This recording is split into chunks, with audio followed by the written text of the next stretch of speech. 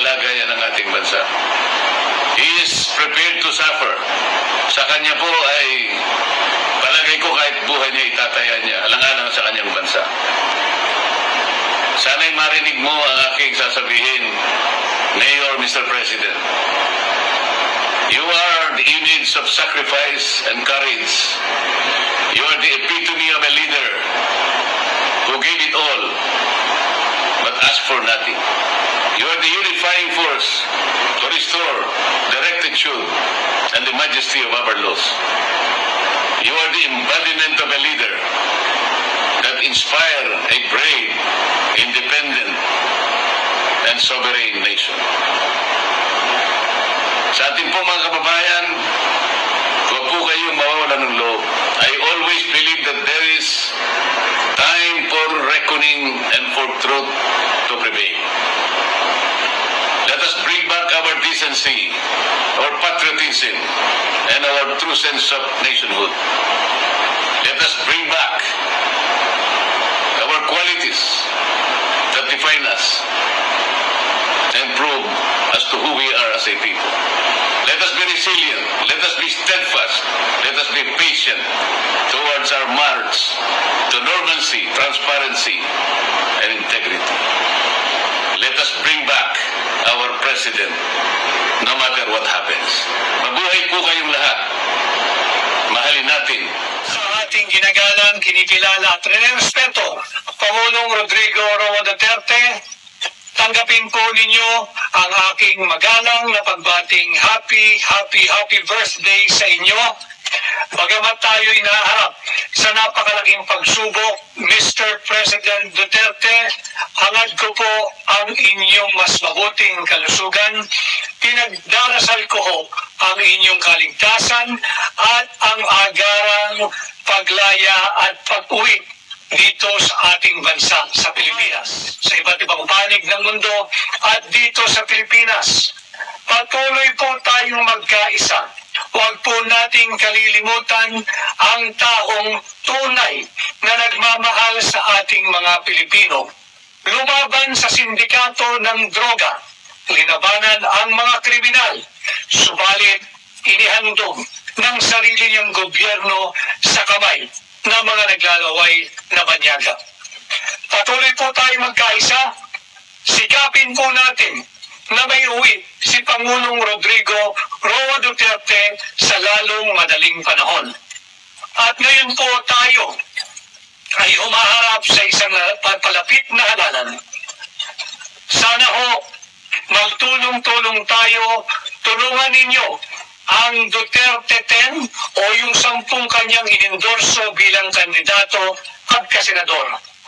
Sana ho ay baguhin natin ang anyo ng gobyerno, yung gobyernong kumikilala sa karapatang pantao, yung gobyernong pinoproteksyonan ang kanyang mamamayan, yung gobyernong hindi makikipagsabwatan sa banyaga upang ihandog o ialay ang isa sa kanyang mga kababayan. Magsama-sama po tayo, tulungan po ninyo kaming Duterte 10, yung 10 kandidatong inendorso, sinusuportahan at inilalapit sa inyo ni Tatay Digong. Once again, Tatay Digong, Pangulong Duterte, magpakatatag po kayo, naririto po kami patuloy na gumagalaw at sinisikap ang agaran ninyong paglaya at pagbabalik dito sa Pilipinas mula sa iligal na pagka-aresto at kamay ng mga banyagang maestrado at jurisdiksyon. At sa sambayan ng Pilipino, patuloy po ninyong ipagdasal ang kalusugan, kaligtasan at agarang pag-uwi ni Tatay Digong. Sa inyo, Pangulong Rodrigo Roa Duterte, mula sa lahat ng Pilipino sa buong daigdig. Kami po ay nagtipon-tipon ngayon sa iba't ibang bahagi ng daigdig upang iparinig sa inyo at ipadama sa inyo ang aming pagmamahal. Kayo po ay naging isang tunay at ganap na ama, Tatay Digong.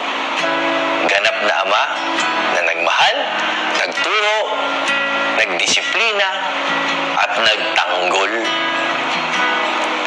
At ngayon po, sana sa pamamagitan ng aming pinagsamang boses, kayo naman po ang aming maipagtanggol. Kailangan kailangan po marinig ng buong daigdig ang aming pagtutol sa ginawa ng iilang tao at sa pagsanla ng ating kasarilan. Ngunit hindi po kami nababahala.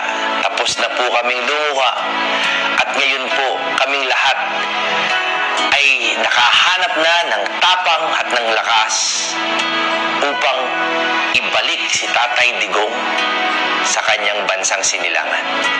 Ang regalo po namin, bukod sa pagmamahal, ay ang aming boses na pinagsama. Maririnig po tayo ng buong daigdig na bumabati ng happy birthday kay Pangulong Duterte at ang aming boses na sumisigaw na hindi tayo saklaw ni numan. Ang Pilipinas ay sa Pilipino at si Pangulong Rodrigo Roa Duterte ay sa amin. Pangulo, Mayor, mahal na mahal po namin kayo. Sana po damang-dama ninyo ito ngayon sa inyong kaarawan.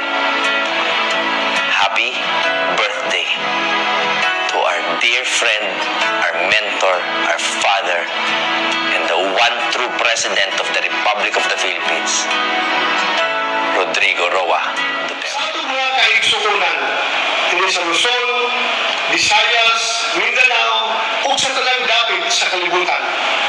Ako nagpapasalamat kay inyong tanan sa inyong pagtapog-tapog aron sa ulugon ang adlang natawan sa atong hinigugma o pinalangga na Pangulo na si Rodrigo Roa Duterte. Punta, dili kita muhunong sa pagpasipaw sa atong debate o sa atong tinguha na mabalik ang atong amahan nga si Tatay Digong dinhi sa atong nasod.